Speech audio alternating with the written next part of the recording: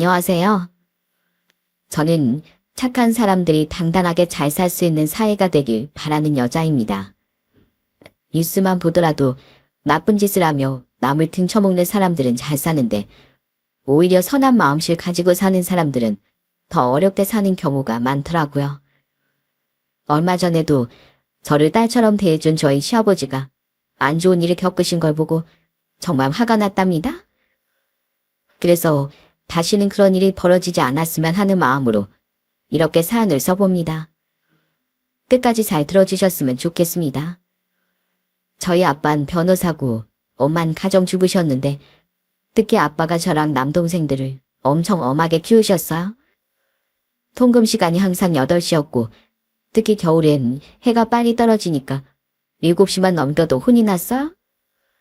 게다가 말을 조금이라도 버릇없게 하거나 공부를 열심히 안 하면 아빠한테 회초리로 맞기도 했습니다. 그래서 하루는 너무 서러운 마음에 울면서 엄마한테 하소연을 한 적도 있어요. 엄마, 나 통금 시간 때문에 맨날 친구들이랑 놀지도 못하고 이게 뭐예요? 내가 하는 거라고는 맨날 집에 일찍 와서 공부하는 것밖에 없잖아요. 선자야, 아빠도 다 생각이 있어서 그러시는 거니까 조금만 이해해보자. 아빠가 너 괴롭히려고 그러시는 게 아니라 다 너 걱정돼서 그러시는 거야. 물론 아빠가 저한테만 그러시는 건 아니었습니다. 제 남동생들도 마찬가지였죠. 하지만 전 아빠의 직업이 멋있다고 생각했어요. 물론 변호사가 꼭 착한 사람만 변호하는 건 아니지만 그래도 착한 사람 편에 서서 최선을 다해 그 사람을 변호할 수 있다는 게 정말 가치 있는 일이라고 생각되더라고요. 그래서 남모르게 변호사의 꿈을 가지고 있었던 전 법대에 진학하게 되었습니다. 그렇게 대학 생활을 하던 중 하루는 가족들과 집에서 다 같이 술 한잔을 한 적이 있었어요. 그때 전 엄마 아빠한테 제 결정을 확실하게 말씀드렸어요. 엄마, 아빠, 저 이제부터 학교 다니면서 사법고시 준비하려고요. 예전부터 아빠처럼 훌륭한 변호사가 되고 싶었거든요. 학교 다니면서 열심히 준비하다가 졸업하고 나선 더 본격적으로 해볼 거예요. 그러자 저희 아빠가 걱정스러운 표정으로 저한테 이러시더라고요. 사법고시가 합격하기 진짜 힘든 시험인데 정말 괜찮겠니? 그게 마음만 먹는다고 되는 게 아니야. 그러다가 합격 못하면 네 인생 몇 년이나 날릴 수도 있는데 정말 그래도 되겠어? 그러니까 안 떨어지게 남들보다 2배, 3배로 더 노력해야죠. 난 어릴 때부터 아빠가 늘 존경스러웠거든요. 근데 솔직히 말하면 아빠 때문에 힘들 때도 많았어요. 솔직히 아빠가 우릴 너무 엄격하게 키우시긴 했잖아요. 이제 다 컸으니 얘기하는 건데 아빠 그때 저희한테 왜 그러셨어요? 그건 내가 아빠로서 너희 올바른 길로 인도하고 위험한 일로부터 보호하기 위해서 그랬던 거야. 이 세상엔 뉴스에서 나오는 것보다 훨씬 더 무서운 일들이 많아. 아빠는 변호사로 일하면서 그런 일들 더 많이 보고 들었기 때문에 최대한 너희들 안전하게 보호하려고 그런 거야. 그리고 공부를 그렇게 열심히 시켰던 건 지금 대한민국이 공부를 잘해야 기회가 더 많은 사회라서 그래. 그런데 아빠 때문에 너희가 많이 힘들었을 수 있겠구나. 그건 정말 미안하다. 아빠, 저도 다 알아요. 어릴 땐 아빠가 이해가 안 돼서 서럽고 힘들 때도 많았는데 지금은 아빠가 왜 그랬는지 다 안다고요. 그러니까 제가 아빠를 미워하지 않고 아빠처럼 훌륭한 변호사가 된다고 하는 거잖아요. 그러니까 아빠, 저 믿고 응원해 주실 거죠? 당연하지. 우리 딸이 뭘 하든 간에 난 항상 응원한단다. 그러니까 이왕 시작하기로 한 거 죽을 힘을 다해서 한번 해보거라. 그 후 저는 대학을 다니면서 틈틈이 강의도 듣고 방학 땐 아예 독서실에서 살았어요.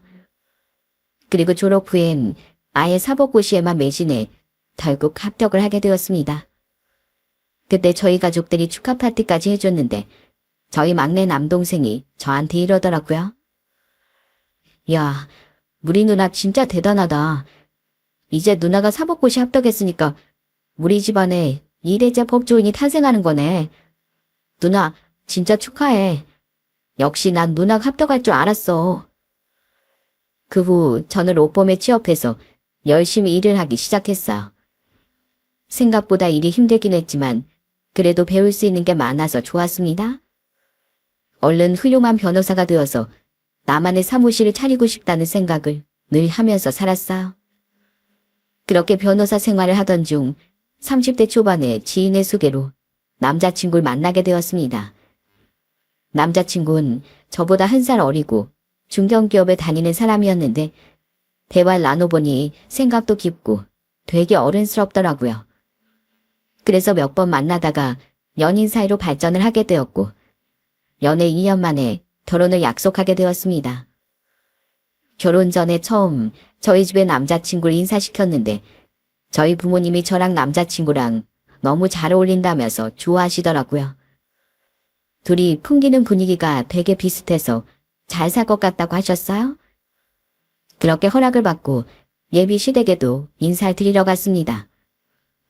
가서 인사도 하고 같이 식사를 하는데 예비 시아버지께서 저한테 이러시더라고요. 우리 동그한테 들었는지 모르겠는데 사실 내가 청각장애가 있어요. 원래 멀쩡했는데 10년 전에 교통사고를 당하는 바람에 그렇게 됐거든. 보청기 끼고 있어서 아예 못 듣는 건 아닌데 사람이 너무 많거나 북적북적할 땐 잘 못 들을 때가 많아요. 그러니까 혹시라도 앞으로 내가 말을 잘 못 알아듣더라도 이해 좀 해줬으면 좋겠네요. 아유, 그건 당연히 제가 이해해야죠. 앞으로는 제가 말할 때도 조금 더 크게 하고 아버님 불편하지 않으시게 제가 더 신경 쓸게요. 사실 예비 시아버지의 청각장애는 아무런 장애물이 된다고 생각하지 않았기 때문에 전 그렇게 남편과 결혼을 하게 되었습니다. 그런데 막상 결혼을 하고 보니 남편이 저한테만 잘해주는 게 아니라 저희 식구들한테도 엄청 잘해주더라고요. 저희 아빠가 건강관리를 되게 중요시하는 분이었는데 남편이 시간 날 때마다 저희 아빠와 같이 배드민턴을 치는 거예요. 여보, 이번 주 토요일에 우리 아빠랑 또 배드민턴 치러 간다며. 매주마다 그렇게 운동하러 다니는 거 힘들지 않아? 에이, 나보다 연세가 훨씬 많으신 아버님께서도 저렇게 정정하신데 젊은 내가 힘들어하면 되겠어? 내가 지금부터 이렇게 아버님 따라다니면서 운동 열심히 해야 나도 아버님처럼 건강하게 살지. 안 그래? 게다가 저희 아빠가 음식을 좀 싱겁게 드시는 편이라 엄마가 늘 아빠 입맛에 맞춰 음식을 해주셨는데 남편이 저희 친정에서 밥을 먹을 때마다 엄청 맛있다고 얘기를 하는 거예요. 어머님, 사실 제가 좀 짜게 먹는 편이었는데 어머니 음식 먹어보고 나서 완전히 생각이 바뀌었잖아요. 오히려 간을 싱겁게 하니까 재료 본연의 맛도 더 느껴지고 뭔가 더 고급스러운 느낌이더라고요. 그런데 남편이 그렇게 말하자 옆에 있던 저희 첫째 남동생이 이러더군요. 매영, 진짜 그거 맛있는 거 맞아요? 난 우리 엄마가 아빠 입맛에 맞춰서 해준 음식들 평생을 먹어도 맛이 없던데. 사실 전 남편이 저희 엄마를 위해 맛있다고 띄워주는 거라는 걸 알고 있었어요. 남편은 여전히 집에서도 원래대로 짜게 먹었거든요. 하지만 저희 엄마 앞에선 늘 웃으면서 밥 한 그릇을 싹싹 비우는 정말 성격 좋은 사람이었답니다. 남편은 저희 부모님한테 안부 전화도 자주 했는데 성격이 세심해서 사소한 것도 되게 잘 캐치를 하더라고요. 어머님, 코는 좀 괜찮으세요? 저번에 보니까 말씀하실 때 코맹맹이 소리가 좀 나시더라고요. 코 감기인 것 같은데 병원은 다녀오셨어요? 아이고, 나 코 감기인 건 어떻게 알았어? 안 그래도 진작에 병원 갔다 와서 약 먹고 있었지. 코 막힘이 그렇게 심한 편은 아니라서 티가 안 나는 줄 알았는데 자넨 그걸 어떻게 찰떡같이 알아보는가. 제가 평소에 어머님 하시는 말씀을 토시 하나도 안 놓치고 엄청 귀 기울여 듣잖아요. 그러니까 당연히 목소리가 조금만 변화져도 한 번에 알아보죠. 그래도 오늘은 목소리가 좀 괜찮으시네요. 걱정돼서 한번 전화해 본 건데 그래도 약 먹고 좀 나으신 것 같아서 다행이에요. 저는 그런 남편의 섬세한 모습이 참 좋았습니다. 그런데 남편의 그런 성격이 시아버지를 닮은 건지 시아버지도 정말 자상하시더라고요. 결혼하고 처음 시댁에 식사를 하러 갔는데 시아버지가 고기 반찬을 직접 집어서 제 밥에 올려주시는 거예요. 세아가 이거 이렇게 밥 위에 올려서 한 숟갈 듬뿍 떠서 같이 먹어봐라. 네 시어머니가 음식을 되게 감칠맛 있게 잘하거든. 그런데 시아버진 저한테 고기를 올려주시자마자 이번엔 고기를 한 점 더 집어서 시어머니한테 먹여주시는 거예요. 자, 음식 하느라 고생한 우리 마누라도 빠질 수 없지. 여보, 해봐. 아휴, 며느리 앞에서 민망스럽게 왜 그래? 민망하긴 뭐가 민망해? 내가 당신한테 이렇게 음식 먹여주는 게 뭐 하루 이틀인가? 그리고 이렇게 나이 들어서도 사이 좋은 모습 보여주는 게 자식들한테도 좋은 거야. 안 그러냐, 세아가? 시아버지가 워낙에 자상하시다 보니 시어머니랑 금술도 엄청 좋으셨어요. 저는 그 모습이 늘 부럽고 좋아 보였답니다. 그러다가 하루는 시어머니가 저보고 5일장에 같이 가자고 하신 적이 있었어요. 그런데 그때 시아버지가 헐레벌떡 방에서 나오시더니 이러시더라고요. 뭐야, 5일장에 간다면서 나만 쏙 빼고 가? 당신 짝꿍은 나한테 당연히 나도 데려가야지. 이제 며느리 생겼다고 난 나 몰라라 하는 거야? 그래 어머님, 이왕 가는가 아버님도 같이 가요. 셋이서 다니면 더 좋잖아요. 그렇게 전 시부모님과 함께 시장에 가서 셋이서 팔짱을 끼고 여기저기 돌아다녔답니다. 거기서 시부모님이 저한테 이것저것 많이 사주셨어요. 세아가, 너 시장에서 파는 도토리묵 먹어봤니? 이게 공장에서 만들어서 파는 도토리묵이랑 맛 자체가 달라. 내가 이거 사줄 테니까 집에 가서 양념해가지고 한번 먹어보렴. 우와, 역시 시장 도토리묵이라 그런지 촉감부터가 완전 다른데요? 더 얼른 이거 가져가서 먹고 싶어요. 참, 어머님 혹시 옛날 과자 좋아하세요? 저쪽에 보니까 옛날 과자 팔더라고요. 어머님이 저 도토리묵 사주셨으니까 제가 어머님 간식으로 옛날 과자 사드릴게요. 그날 시부모님과 같이 옛날 과자도 사 먹고 튀김도 사 먹고 정말 즐거운 시간을 보냈답니다. 그러다가 하루는 제가 시어머니와 통화를 하다가 잠깐 기침을 콜록콜록 했던 적이 있습니다. 단순 감기라서 별로 신경도 안 썼는데 그주 주말에 시부모님이 같이 저희 집으로 찾아오신 거예요. 어머니가 보자기로 예쁘게 싼 유리병 하나를 저한테 주시며 이러시더라고요. 세아가, 너 며칠 전에 통화할 때 목소리 들어보니까 목감기에 걸린 것 같더구나.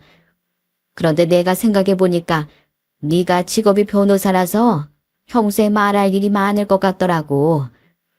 꼭 감기뿐만 아니라 평소에 목 관리도 중요하니까 시간 날 때 이거 따뜻한 물에 한 잔씩 타 먹거라. 우와, 이게 뭐예요, 어머님? 이거 내가 집에서 직접 담근 도라지청이야. 생강이랑 대추까지 넣고 만든 건데 이게 목에 그렇게 좋다고 하더라고. 일주일 정도 숙성시킨 다음에 타 먹으면 되니까 맛없어도 건강 생각해서 열심히 먹으렴. 저는 그날 너무 감동해서 시어머니 껴안고 감사하다고 인사를 드렸습니다. 제가 이렇게 시부모님과 잘 지내니까 시누이도 좋아하더라고요.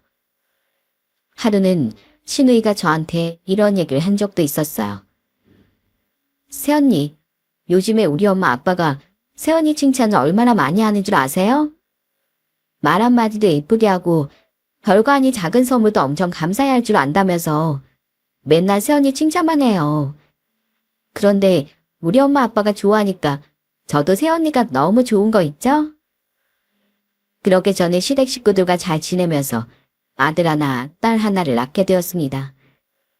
그렇게 결혼 생활을 3년쯤 했을 때 신이가 증권회사에 다니는 남자랑 결혼을 한다고 하더라고요.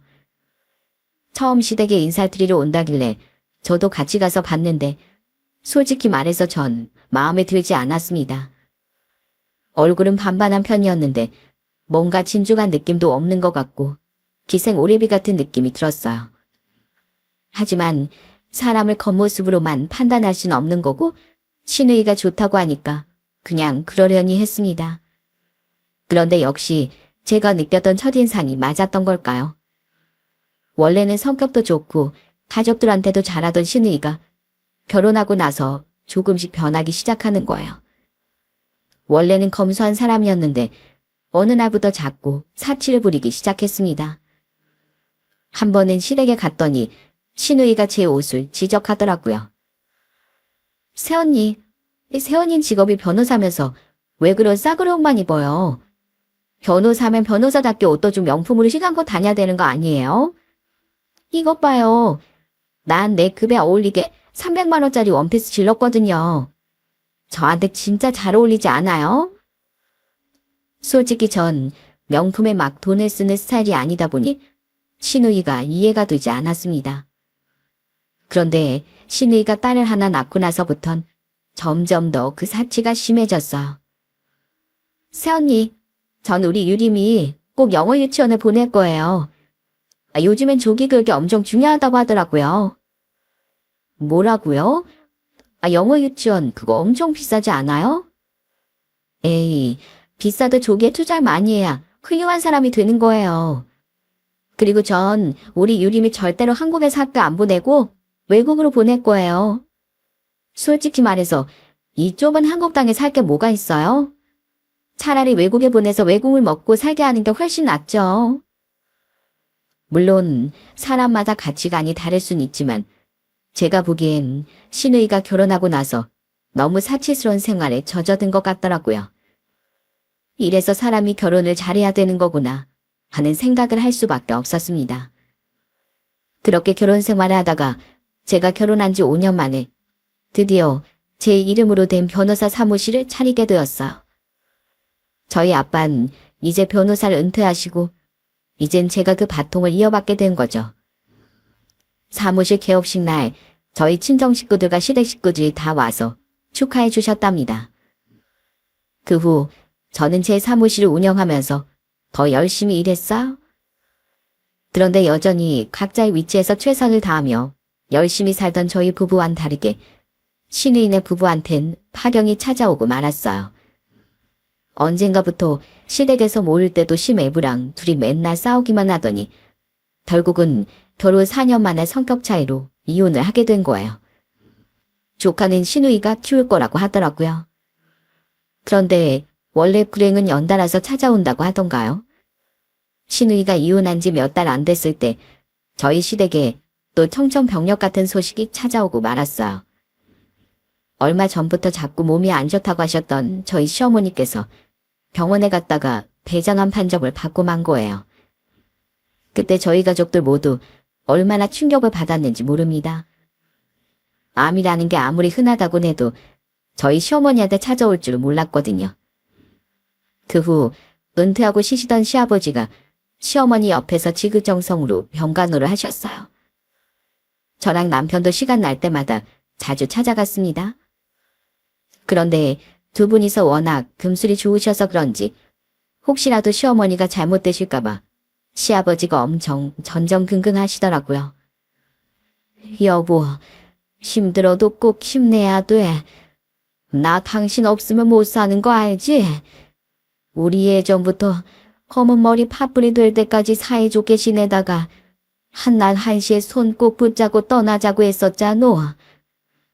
나도 그러고 싶은데 몸이 안 따라줘서 당신한테 약속을 못하겠네. 병원에서 치료를 하고 있긴 하지만 하루하루 내 몸이 더 안 좋아지고 있다는 게 뼈저리게 느껴져. 그래도 난 당신이 여태까지 내 옆에 있어줘서 정말 고마웠어. 내가 다시 태어나도 당신 같은 남편은 못 만날 거야. 그런데 그 와중에도 이혼 후에 거의 잠적해버린 신우인 잘 찾아오지도 않더라고요. 이혼한 게 가족들한테 쪽팔려서 그랬는지 어쨌는지 몰라도 너무 괘씸하다는 생각이 들었습니다. 그래서 저희 부부라도 열심히 시어머니를 찾아뵀는데 시어머니의 병세가 전혀 나아지지 않고 오히려 악화되기만 하더라고요. 그러다가 투병 생활을 한 지 2년이 가까워졌을 때 시어머니가 저희 부부를 불러서 이런 말씀을 하시더군요. 동규야, 그리고 애미야. 너희들도 지금 내 상태를 보면 알겠지만 난 이제 가만히 없는 것 같구나. 그래서 말인데 내가 너희한테 부탁 하나만 하자. 너희 시아버지 나 없으면 엄청 외로워할 사람이야. 그러니까 너희가 너희 시아버지 외롭지 않게끔 잘 챙겨줄 수 있겠니? 어머님, 걱정하지 마세요. 저도 아버님이 외로워하고 힘들어하시는 거 절대 못 봐요. 그러니까 걱정하지 마시고 아버님은 저희한테 맡겨주세요. 그래, 고맙다. 역시 나한텐 너희밖에 없구나. 그래도 너희가 있어서 내가 편히 눈을 감을 수 있을 것 같다. 저희 시어머니는 그렇게 말씀하시고선 얼마 안 가 결국 세상을 떠나셨습니다. 그때가 제가 결혼한 지 9년째 되던 해였어요. 그런데 역시나 저희 시아버진 시어머니가 떠나시고 나니까 엄청 힘들어 하시더라고요. 기운이 없어서 밥도 잘 안 드시고 맨날 누워서 울기만 하셨어요. 너무 걱정이 돼서 저희가 시아버지를 모시고 살려고 했는데 귀엽고 거절을 하시더라고요. 그래서 저는 최대한 자주 시아버지를 뵈러 갔습니다. 아버님, 오늘도 식사 안 하셨죠? 제가 죽 끓여왔는데 잘 안 넘어가시겠지만 그래도 한 숟갈 드셔보세요. 아버님도 연세가 있으셔서 밥 잘 안 드시면 건강이 엄청 안 좋단 말이에요. 에휴, 그렇게 착한 이 시애민 병으로 고통받다가 세상을 떠나버렸는데 어떻게 나 혼자 마음 편히 밥을 먹겠니? 나 그거 안 넘어가니까 그냥 도로 가져가거라. 저희 시아버진 거의 1년이 넘도록 계속 우울해하셨어. 하지만 시간이 어느 정도 지나니까 조금씩 기운을 차리시긴 하더라고요. 그러다가 하루는 시댁에 갔는데 시아버지가 저희 부부한테 이러시는 거예요. 나 너희 시엠이 그렇게 떠나고 나서 집에 혼자 있다 보니까 너무 적적했는데 이젠 사람들도 좀 만나고 살고 싶고 그러더라고. 그래서 말인데 마침 집 근처에 있는 고깃집에 숯불 담당하는 직원을 구한다고 하길래 다음 주부터 거기 출근하기로 했다. 네? 그 숯에 불 피워서 테이블에 갖다 주는 그거 말씀하시는 거죠? 아유, 그거 무겁고 위험할 텐데 뭐하러 그런 일을 하세요? 저희가 용돈 많이 드릴 테니까 그냥 집에서 좀 쉬세요. 아니야. 쉬는 게 영 내 체질에 안 맞아서 그래. 그리고 내가 젊었을 때부터 힘든 일도 많이 해봐서 그 정도는 아무것도 아니야. 저랑 남편이 계속 일하지 말고 쉬시라고 말렸는데도 어차피 출근 확정됐다면서 계속 그 고깃집에서 일을 하겠다고 하시더군요. 그래도 저는 걱정되는 마음에 시아버지한테 자주 전화를 했습니다. 아버님, 퇴근하셨어요? 거기서 일하는 거 많이 힘들지 않으세요? 힘들긴 왁자지껄하니 재미도 있고 우리 사장님랑 직원들이 얼마나 나한테 잘해주는데 여기가 근처에 캠핑장도 있고 숙박업소도 많아서 그런지 관광객들이 그렇게 많이 오더라. 내가 일하는 식당에 손님이 많으니까 나까지 뿌듯하더라고. 그래도 전 시아버지가 그 식당에서 일을 하면서 활기를 찾으신 것 같아 다행이라는 생각이 들었어. 전에는 집에서만 계시느라고 엄청 무기력해 보이셨거든요. 그런데 그것도 그렇게 오래 가진 않았습니다. 시아버지가 고깃집에서 일을 한 지 몇 달 지났을 때부터 시댁에 가면 왠지 모르게 기운도 없어 보이고 표정도 안 좋으신 거예요. 제가 무슨 일 있으시냐고 여쭤보니까 이러시더라고요. 아유, 어제 먹은 점심이 체했나. 그냥 속이 좀 더부룩하네. 진짜 별일 아니니까 너무 신경 쓰지 말거라. 그러다가 그 다음번에도 또 표정이 안 좋으시길래 여쭤보니까 이번엔 잠을 잘 못 자서 감에 걸렸다고 하시더라고요. 그래서 전 일하는 게 피곤해서 자꾸 컨디션이 안 좋으신 줄만 알았습니다. 그러다가 하루는 제가 평소처럼 남편이랑 같이 주말에 시댁에 가기로 한 날이었어요. 분명히 미리 간다고 연락드리고 갔는데 이상하게 시댁에 다 와갈 때쯤 연락드리니까 시아버지가 연락을 안 받으시는 거예요. 저희 부부는 오늘따라 일이 늦게 끝나시나 해서 시아버지가 일하시는 고깃집으로 갔습니다. 그런데 그 고깃집에 발을 들여놓던 그 순간 정말 충격적인 장면을 목격하게 되었어요. 세상에 손님이 엄청 바글바글했는데 거기서 고깃집 사장으로 보이는 사람이 저희 시아버지한테 막 소리를 치고 있는 거예요. 이봐요 아저씨, 귀먹은 사람 직원으로 받아줬으면 남들보다 2배, 3배로 잘할 생각을 해야지. 이게 뭡니까? 아까 내가 몇 번을 불렀는데 왜 못 알아듣고 아직도 여기서 서성이고 있어요? 그런데 저희 시아버지는 거기서 고개를 푹 숙이고 이러시더라고요. 사장님, 죄송합니다. 제가 보청기 꼈는데도 이렇게 어수선한 공간에선 소리 구분이 잘 안 돼서 사장님 목소리 못 들었나 봅니다. 아유, 다 늙어서 귀까지 그 모양이면 괜히 나와서 일할 생각하지 말고 집에서 죽을 날만 기다리면서 살아요. 아저씨 마누라도 암 걸려서 작년인가 재작년에 세상 떠났다며? 그때 같이 떠나버리지. 뭐하러 아둥바둥하면서 이 나이까지 살고 있나? 나 같으면 이렇게 한참 젊은 사장한테 욕먹을 바에 그냥 확 혀 깨물고 세상 하직하겠네? 사장님, 죄송합니다. 앞으로는 제가 더 소리 주의 깊게 잘 듣도록 노력하겠습니다. 그게 노력으로 되는 거였으면 진작에 그렇게 했었어야지. 이래서 멀쩡하지도 않은 사람 데려다가 쓰는 게 아니었는데 차라리 거지한테 적선하는 게 낫지. 아저씨한테 여태까지 준 월급이 아까워 죽겠다고요. 아시겠어요? 세상에 나이가 50대 정도로밖에 안 보이는 그 사장은 저희 시아버지한테 정말 입에 담을 수도 없을 만큼 심한 막말을 하고 있더라고요. 오죽했으면 그 식당에 있던 어떤 손님이 사장한테 항의를 하기도 했어? 저기요 사장님, 직원분한테 말씀이 너무 심한 거 아니십니까? 이렇게 식당 안이 시끄러우면 말소리 좀 못 들을 수도 있는 거죠. 손님, 지금 제가 직원 교육 중이니까 손님께서는 참견하지 마시죠. 제 직원은 제가 알아서 합니다. 어휴, 내가 진짜 아저씨 때문에 손님한테 이런 참견이나 받고 진짜 짜증나 죽겠네. 아저씨, 오늘 퇴근 못할 줄 알아요. 나 기분 나쁘겠으니까 퇴근하고 집에 가서 발 뻗고 편하게 쉴 생각하지 말라고요. 사장님, 죄송하지만 오늘 저희 아들이랑 며느리가 저희 집에 오기로 해서요. 어차피 퇴근 시간도 지났고 저랑 교대하시는 분도 오셨으니까 이만 전 가보면 안 될까요? 안 된다니까 그러네. 이것 봐. 직원 주제에 사장한테 따박따박 대들잖아. 아저씨, 우리 식당에서 잘리고 싶어요? 길바닥에 나 앉아보고 싶냐고요?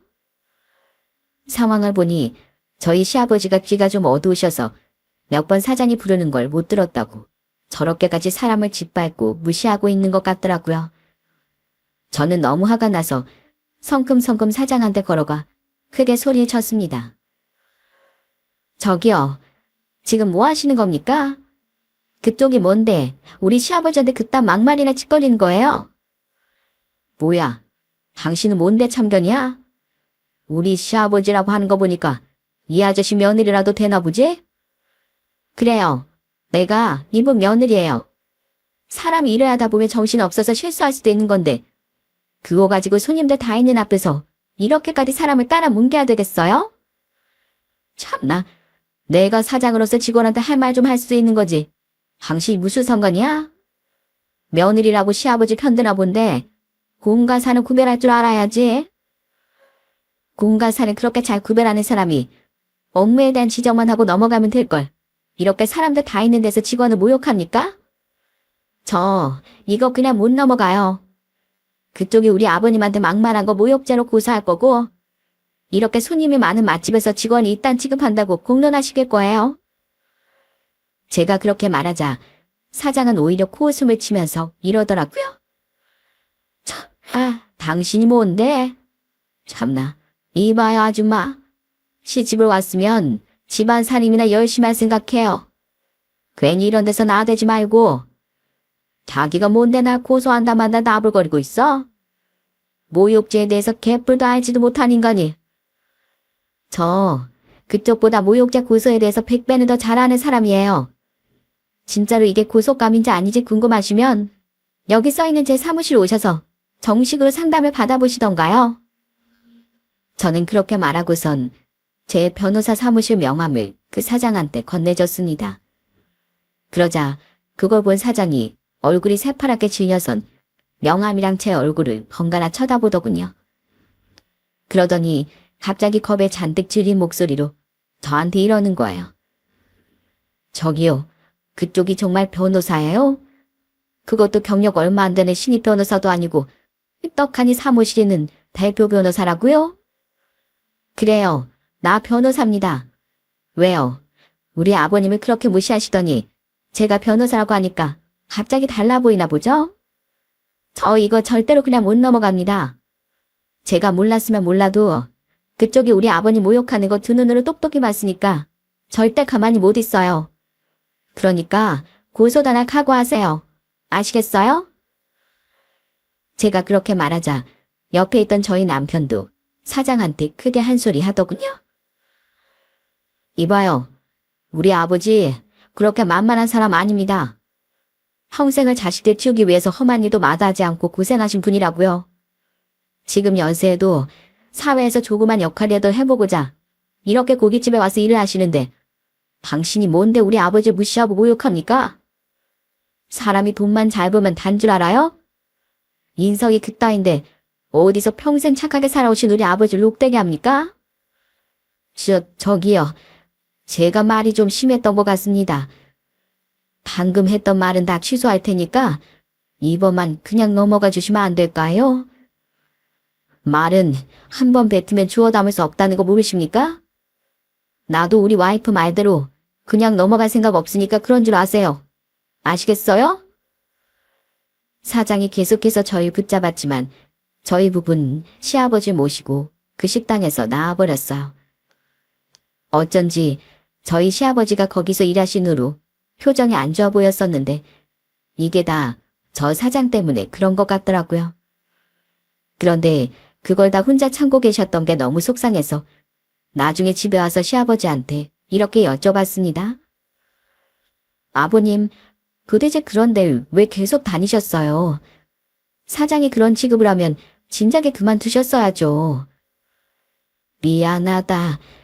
나도 그만두고 싶은 마음은 굴뚝 같았는데 내 상황이 그럴 수가 없었어. 제가 도대체 무슨 상황이길래 못 그만두셨냐고 여쭤보니까 시아버지가 정말 충격적인 말씀을 하시더군요. 저는 그 얘기를 듣고 정말 기겁을 하고 말았습니다. 사실 내가 요즘에 돈이 하나도 없다 보니까 뭐라도 일을 해야겠더라고. 너희가 나한테 용돈을 꼬박꼬박 주긴 하지만 그걸 우리 딸이 그동안 다 뺏어갔었거든. 걔가 원래는 안 그런 애였는데 이혼하고 나서 완전히 변해버렸어. 맨날 나한테 전화해서 돈 보내달라고 하는데 내가 안 준다고 하면 뭘 아는 줄 아니? 아빠 때문에 술집이라도 가서 돈을 벌어야겠다는 둥, 차라리 엄마를 따라가겠다는 둥. 자꾸 무서운 소리를 하니까 내가 돈을 안 보내줄 수가 없더라고. 그렇다고 내가 그 돈을 딸한테 다 뺏기고선 너네한테 용돈을 더 달라고 할 수는 없는 거잖니. 뭐라고요? 세상에, 이혼하고 나서 연락도 거의 안 하길래 그냥 혼자서 조카 키우면서 잘 사는 줄 알았더니 어떻게 아버님한테 그럴 수가 있어요. 그러게 말이다. 그래서 돈을 조금이라도 벌어보려고 그 일을 시작했는데 처음 한 달 정도는 잘해주더니만 내가 시끄러운 곳에서 소리를 잘 못 들으니까 그게 너무 답답했나 봐. 사장은 물론이고 다른 남자 직원 2명까지 날 아주 들들 뽑더라고. 그래도 난 내 기가 이러다 보니 다른 사람들한테 피해 주는 것 같아서 욕먹어도 어쩔 수 없다고 생각했다. 게다가 내가 이 나이에 다른 여자를 구하기도 쉽지 않잖니. 아무리 그래도 그렇지 어떻게 그런 취급을 받으면서 여태까지 버티셨어요? 아휴, 그럼 거기서 월급은 제대로 받으신 거예요? 사실 지금 최저시급도 못 받고 있다. 사장인 최저시급은 준다고 해놓고 막상 일하니까 말이 바뀌더라고. 그런데 내가 그 돈이라도 받고 일할 수 있는 데가 어디 있나 싶어서 그냥 여태까지 참은 게야. 내가 너희한테 이런 얘기를 진작에 못해서 정말 미안하다. 저는 그 얘기를 듣고 정말 우라통이 터지는 줄 알았습니다. 사장이 저희 시아버지를 그렇게 모욕한 걸로도 모자라 월급도 제대로 안 준다는 얘기를 듣고 너무 화가 나더라고요. 게다가 연세가 많으신 시아버지한테 협박을 하면서 돈을 뜯어간 시누이한테도 너무 화가 났어요. 아버님, 지금부터 제 말씀 잘 들으세요. 오늘부터 그 고깃집 바로 그만두시고요. 아가씨랑도 이제 연락 끊으세요. 아가씨가 말은 그렇게 해도 절대로 술집에서 일하거나 어머님 따라갈 생각 없을 거예요. 그냥 그런 식으로 말하면 아버님한테서 돈이 나오니까 협박하는 것 뿐이라고요. 그래요, 아버지. 저도 성희가 아버지한테 그런 식으로 할 줄은 정말 몰랐네요. 성희겐 딸 자격도 없으니까 그냥 앞으로 자식 취급도 하지 마세요. 저도 그딴은 동생으로 생각하고 싶지도 않네요. 알았다. 내가 너희 말대로 하마. 진즉에 내가 알아서 끊어냈어야 하는데 너희까지 신경 쓰게 해서 정말 미안하다. 시아버진 잘못한 게 하나도 없으신데도 저희한테 너무 미안해 하시더라고요. 저는 그런 시아버지 보면서 너무 속상하고 마음이 아팠습니다. 그 후 저는 그 고깃집 사장을 모욕죄와 최저임금 위반으로 신고했어요. 그리고 사장이랑 같이 저희 시아버지를 괴롭혔다는 남자 직원 2명도 똑같이 모욕죄로 신고했습니다. 그래도 같이 일했던 직원들 중에 그 남자 직원 2명 빼곤 다 좋은 분들이라 그동안 저희 시아버지가 모욕당했던 걸 다 증언해 주더라고요. 어떤 분들은 저희 시아버지가 너무 안 돼 보여서 동영상을 찍으신 분도 있었어요. 그런데 제가 그렇게 신고를 하자 법적 처벌이 무서웠는지 그 사장이 나중에 저희한테 찾아와 합의해달라고 빌기 시작하는 거예요. 그런데 웃긴 게 용서를 빌어야 할 대상은 저희 시아버지인데 오히려 저한테 사과를 하더라고요. 변호사님, 정말 죄송합니다. 제가 장사가 너무 잘 되다 보니까 사람 귀한 줄도 모르고 변호사님이 시아버님한테 너무 못되게 굴었습니다. 그런데 저 그렇게 행동했던 거 지금 엄청 후회하고 있어요. 그러니까 그냥 합의하고 끝내주시면 안 될까요? 저기요.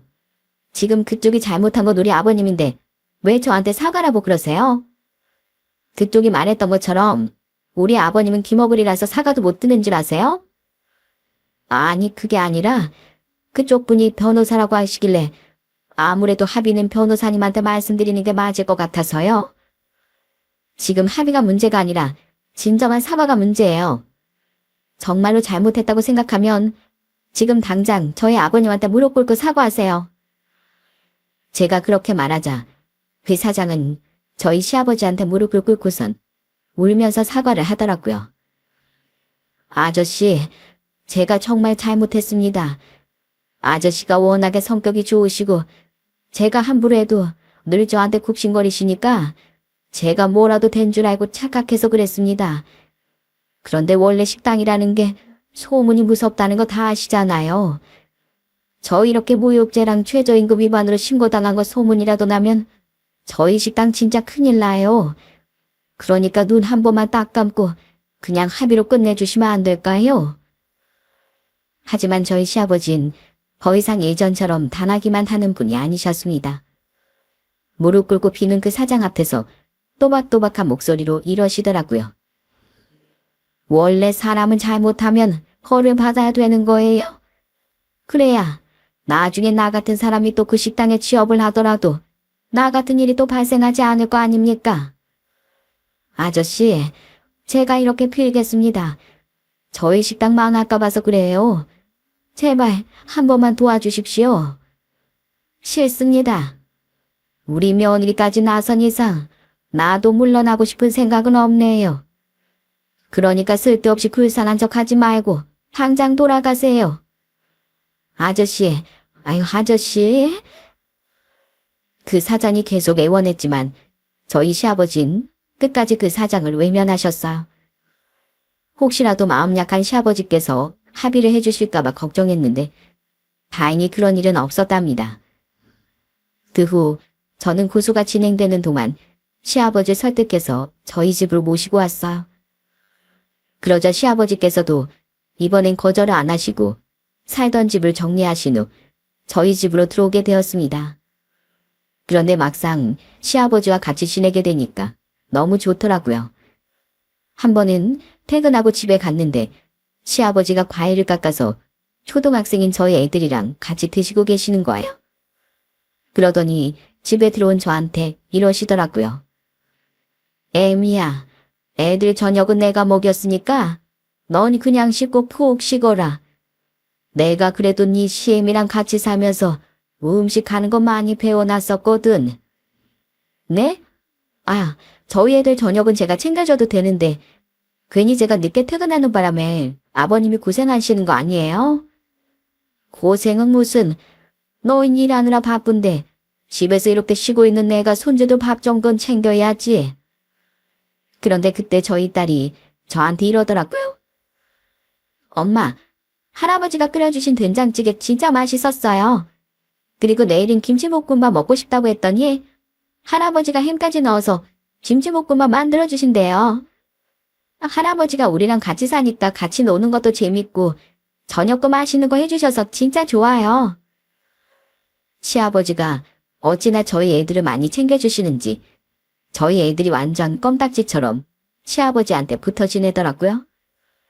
주말엔 다 같이 공원에 산책도 갔다 왔는데 그날 시아버지가 저녁에 저한테 이러시더군요. 애미야, 나 요즘 얼마나 행복한 줄 아니? 사실 너희 시어머니 세상 떠나기 전엔 둘이서 손잡고 산책도 많이 다녔었는데 이젠 나 혼자 다녀야 된다고 생각하니까 너무 외롭더라고. 그런데 지금 생각해보니까 내가 아주 큰 착각을 하고 있었더구나. 난 절대로 혼자가 아니었어. 이렇게 너랑 우리 아들도 있고 예쁜 손주들까지 있는데 내가 그걸 몰랐단다. 나한테 이런 행복을 가져다 줘서 정말 고맙구나. 시아버지가 그 말씀을 하시면서 눈물을 글썽이시는데 저도 괜히 가슴이 뭉클하더라고요. 시아버진 그 이후에도 계속 저희 집에서 웃으면서 잘 지내셨어요. 진작에 은퇴하신 저희 친정아빤 지금 엄마와 같이 전원주택에서 지내시는데 가끔 저희 집에 오셔서 시아버지랑 같이 술 한잔도 하신답니다. 사돈, 다음번엔 저희 집으로 오셔서 마당에서 고기나 구워 먹으시죠. 원래 고긴 이렇게 실내에서 먹는 것보다 밖에서 구워 먹는 게 더 운치고 좋지 않습니까? 아이고, 초대해 주시면 저야 감사하죠. 그나저나 사돈께서 우리 며느리 정말 잘 키우신 덕분에 제가 이 나이에 이렇게 호강하지 뭡니까? 이런 귀한 며느리 저한테 보내주셔서 정말 감사합니다. 그날 시아버지와 저희 부모님께서 서로 덕담도 많이 주고받으시더군요. 그런데 저희 아빠가 집에 돌아가시기 전에 저만 따로 불러서 이러시는 거예요. 선자야, 너와 앞으로도 지금처럼 너희 시아버지 잘 챙겨드려라. 너희 시아버지가 시누이랑 연락 끊으셨다며? 그럼 너희 시아버지한테 남은 건 이제 너희뿐인데 그럴 때일수록 너랑 마서방이 더 잘해드려야 돼. 알았지? 저는 아빠의 그 말씀에 조용히 고개 끄덕였어요. 저도 당연히 그럴 생각이었으니까요. 그런데 그렇게 시아버지와 평화롭게 지내던 중 저희 집에 폭탄 같은 사람이 찾아왔습니다. 그건 바로 시누이였어요. 주말에 쉬고 있는데 갑자기 저희 집에 찾아와서는 다짜고짜 따지기 시작하는 거예요. 참나, 우리 아빠가 연락을 하도 안 받길래 집에 찾아가 봤더니 집에도 딴 사람이 살고 있고 내가 얼마나 황당했는지 알아요? 그리고 오빠랑 선인 왜 또 내 전화를 안 받아요? 지금 가족들끼리 단체로 나 따돌리는 거예요? 세연이가 우리 아빠 여기로 빼돌린 거죠? 우리 아빠가 나한테 용돈 못 주게 하려고 빼돌린 거 맞잖아요. 그래요. 내가 아버님 우리 집으로 빼돌렸어요. 아버님이 하도 아가씨한테 돈 달라고 협박받으면서 시달리시는 것 같길래 제가 일부러 아가씨 몰래 우리 집으로 모셔왔다고요. 그래서 뭐 어쩔 건데요? 내가 무슨 우리 아빠 협박했다고 그래요? 아빠로서 딸한테 용돈 좀 줄 수도 있는 거지. 세연이가 왜 그것까지 참견하냐고요. 그럼 용돈 안 주면 술집 가서 일하거나 어머님 따라한다고 얘기하는 게 협박이 아니면 뭔데요? 우리 아버님이 아가씨한테 용돈 다 뜯기는 바람에 돈 한 푼이라도 더 벌어보겠다고 고깃집에서 얼마나 고생하셨는 줄 아세요? 사장이랑 직원들한테 막말까지 들어가면서 진짜 힘들게 사셨다고요. 이게 다 아가씨 때문이잖아요. 아니, 내가 뭘 그렇게 잘못했다고 그래요. 나도 돈 잘 버는 남자랑 결혼해서 눈만 높아졌는데 갑자기 이혼하는 바람에 억울해 죽겠거든요. 사람이 원래 새나라던 수준이 있는데 그걸 유지하려면 아빠한테라도 돈을 받아야지 뭐 어떡해요. 그렇게 그 생활을 유지하고 싶었으면 아가씨가 투잡 쓰리잡이라도 해서 그 돈을 벌면 되는 거였잖아요. 나요. 솔직히 그날 아버님한테 얘기 듣고 나서 아가씨한테 당장 찾아가서 머리채라도 뜯고 싶었거든요. 그런데 그래도 아버님 딸이니까 아버님 마음 아프실까봐 그냥 참고 아가씨 연락만 차단한 거예요. 그런데 어딜 여기까지 찾아와서 행패해요? 아가씨 인생은 앞으로 아가씨가 알아서 살아요. 더 이상 우리 아버님 괴롭히지 말고요. 나 진짜 아빠 안 괴롭혔다니까요. 왜 저한테 그래요? 왜 나만 나쁜 사람 만드냐고요? 아직도 모르겠으면 집에 돌아가서 아가씨 행동을 곰곰이 돌아봐요. 그리고 제대로 반성할 때까지 우리한테든 아버님한테든 연락할 생각하지 말고요. 알겠어요? 저는 그렇게 말하고선 신우이를 집 밖으로 내쫓아버렸어요.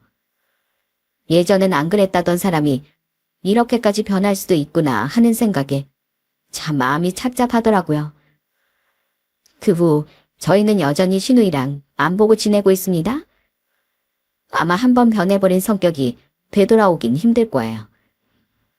그리고 그 식당 사장은 결국 법적 처벌을 받게 되었습니다. 모욕죄와 최저임금 위반으로 벌금을 맞게 되었어요. 저희가 끝까지 그 사장과 합의를 해주지 않았거든요. 물론 나머지 직원 2명도 벌금형을 받았고요. 그리고 저는 말했던 대로 그 일을 공론화시켰습니다. 제가 수집한 증거들만 가지고 인터넷에 그대로 글을 올렸는데 그 사장이 저희 시아버지를 괴롭힌 걸 직접 목격한 손님들이 댓글을 많이 달아주셨더라고요. 그런데 그게 소문이 워낙 크게 퍼져서 그런지 몇 달 안 가서 그 식당 자리에 다른 식당이 들어오더군요. 혹시나 그 사장이 식당 이름만 바꿔서 운영하는 건가 싶어서 한번 찾아가 봤는데 아예 다른 사장이더라고요. 아무래도 소문 때문에 망해서 도망간 것 같더군요. 요즘엔 워낙에 소문이 무서운 세상이잖아요. 저는 저희 시아버지가 겪은 상황을 직접 보니까 이 세상에 약자로 사는 사람들이 참 힘들겠다는 생각이 들었습니다. 저희 시아버지는 귀가 아예 안 들리는 것도 아니고 시끄러운 데서만 잘 못 듣는 정도였는데도 저렇게나 귀머거리라고 무실당하고 모욕적인 막말까지 많이 들었잖아요. 그러니 저희 시아버지보다 더 몸이 안 좋으시거나 경제적으로 어려우신 분들은 얼마나 억울한 상황을 많이 겪으시겠어요. 저는 변호사로서 그런 어려운 상황에 처한 분들을 도와주고 싶다는 생각이 정말 많이 들더라고요. 저는 이 세상이 돈 많고 건강한 사람들만 떵떵거리면서 사는 세상이 아니라 돈 없고 몸이 약한 사람들도 똑같이 어깨 펴고 살아갈 수 있는 세상이 되었으면 해요. 그런데 그건 100% 법만 가지고는 해결할 수 없다고 생각합니다. 항상 법에는 사각지대가 존재하기 마련이니까요. 그래서 그런 세상이 되기 위해 많은 사람들이 스스로 노력을 해야 된다고 생각해요. 나보다 못나 보인다고 해서 남을 무시하지 말고 똑같이 존중해주는 태도가 필요한 것 같습니다. 적어도 제 사연을 듣고 계시는 시청자분들께선 그렇게 해주실 거라고 믿어요. 그럼 저는 더 좋은 세상으로 한 발짝 나아가